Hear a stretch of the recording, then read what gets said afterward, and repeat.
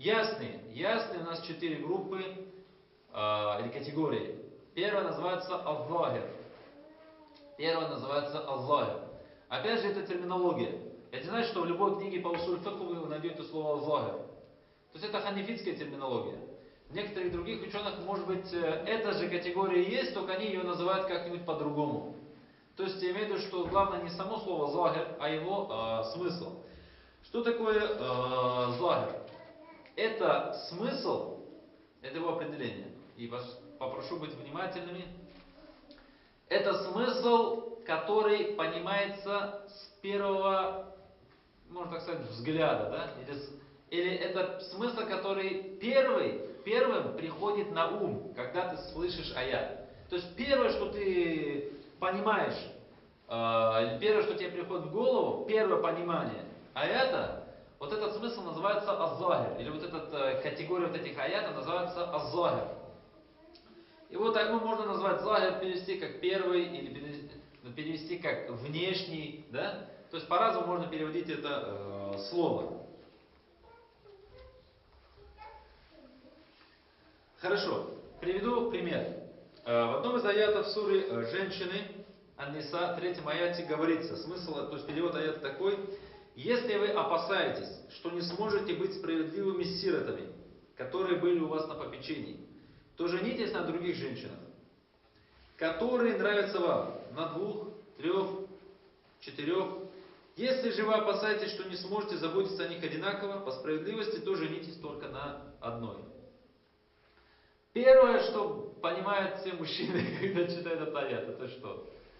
Разрешение многоженства, да? Это, то есть сразу все, то есть первое, что в голову приходит, что Всевышний разрешает мужчине жениться на 2, 3, 4, да? Первое, что любому, не знаю, там, может исключения есть, но большинство людей, первое, что в голову это приходит.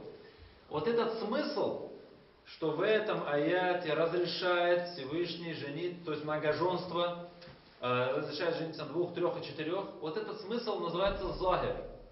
То есть это внешний смысл, внешний смысл.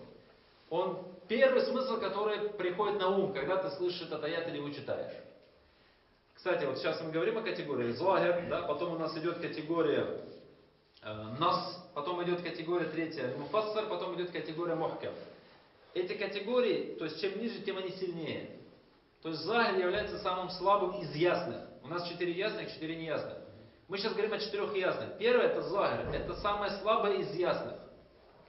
Естественно, самое слабое из ясных, она сильнее, чем самое сильное из неясных, да? И так далее. Первое, вот это захир, он самый слабый. Почему? Потому что это первое, что приходит на ум, когда ты слышишь аят. Но слабость его в чем? Слабость в том, что все вероятности присутствуют. То есть этот аят, или вот этот смысл, он может быть и конкретизирован, он может быть и истолкован, он может быть и ограничен, и он может быть отмененным, этот аят. То есть до тех пор, пока вот эти все вероятности не будут удалены, вот этот вот аят, как доказательство разрешения многоженства, он является доказательством, он является слабым. Более того, говорят, что вот этот внешний смысл захир, это тот смысл, который ты понимаешь, но не тот смысл. И вот это вот очень важный момент, потому что этим самым эта категория отличается от будущей категории. А будущая категория, которая придет после, она называется нас. Так вот, захир чем отличается от нас? То есть от второй категории, от более сильной. Тем, что это смысл, который ты понимаешь, но не смысл, ради которого этот аят и был ниспослан. Вот это вот принцип, его кто пишет, должен записать, кто не пишет, должен запомнить. Захир – это смысл, который ты понимаешь, когда читаешь аят, но не тот смысл, ради которого Аллах посылал этот аят. То есть, если может кто-то спросить, то есть Аллах послал суру женщина 3 аят не для того, чтобы разрешить нам многоженство. Нет, не для этого. Откуда мы это берем? Во-первых, многоженство было у арабов до пророка, саллаху алейхи вассалям. Многоженство было при пророке, саллаху алейхи вассалям. И многоженство было до этого аята. И разрешение жениться на 4 женщинах пророк, саллаху алейхи вассалям, ограничил до этого аята. Обычно мы приводим этот аят как доказательство того, что разрешено жениться не более 4. Но на самом деле для ученых фикха этот аят не доказательство в этом вопросе. Потому что до этого аята ограничение 4 женами уже было. И это ограничение сам Пророк ﷺ в сунне сделал. То есть этот аят пришел уже после того, как ограничение было в 4 женах. Поэтому этот аят не был ниспослан для того, чтобы разрешить многоженство, потому что оно уже было разрешено. И этот аят не был ниспослан для того, чтобы ограничивать 4 женами, потому что это ограничение уже было до этого аята. Отсюда мы понимаем, что Аллах Субхану не послал этот аят для этого.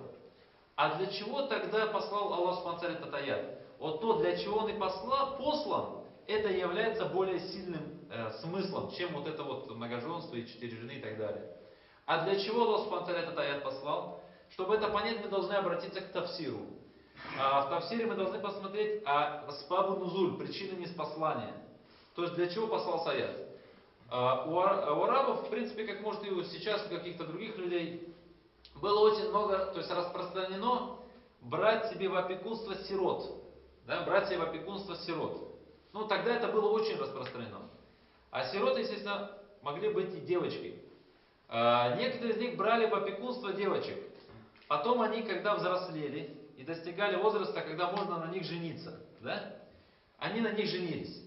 Но здесь возникала такая проблема, даже среди мусульман, что, в принципе, это как бы, понятно, да, как бы такой момент, что, когда, например, человек, так вот это я попытаюсь объяснить, человек 10 лет опекает, то есть кормит, одевает, дает ей жилье, да, сироте, девочке, и которая там у него взрослеет.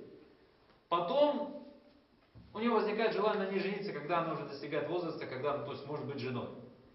В принципе, это, по исламу это не запрещено, здесь как бы, если она же не его сестра, то есть это посторонняя, то есть абсолютно, но сирота, откуда-то он ее нашел, там, да, может быть дальняя родственница какая-то и так далее.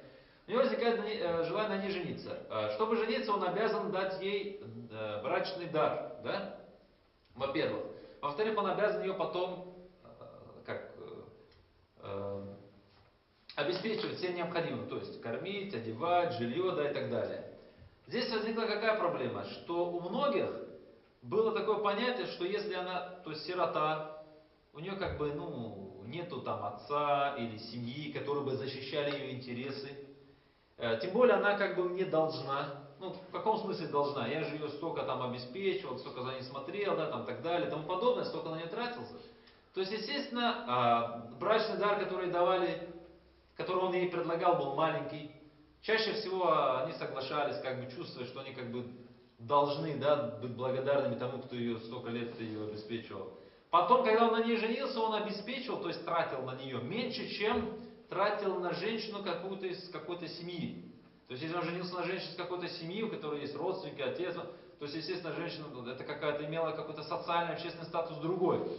Естественно, он не мог ее, то есть обеспечивал ее так, как говорится, как полагается. Иначе там будут проблемы с родственниками, с ней, да. А эта сирота куда она денется? Ей некуда идти. То есть у нее даже нет родителей, чтобы там уйти, да, или там развестись, куда она пойдет.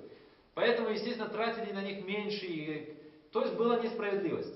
И именно по этой проблеме, социальной такой проблеме, Аллах Субхану посылает этот аят, в котором и говорит: если вы опасаетесь, что вы будете несправедливы с сиротами, то есть если ты хочешь на ней жениться, на сироте, которую ты ранее опекал, но ты думаешь или опасаешься, что будешь с ней несправедлив, то есть не будешь обеспечивать или относиться к ней так, как относишься к обычной женщине, на которой женишься, тогда не женись.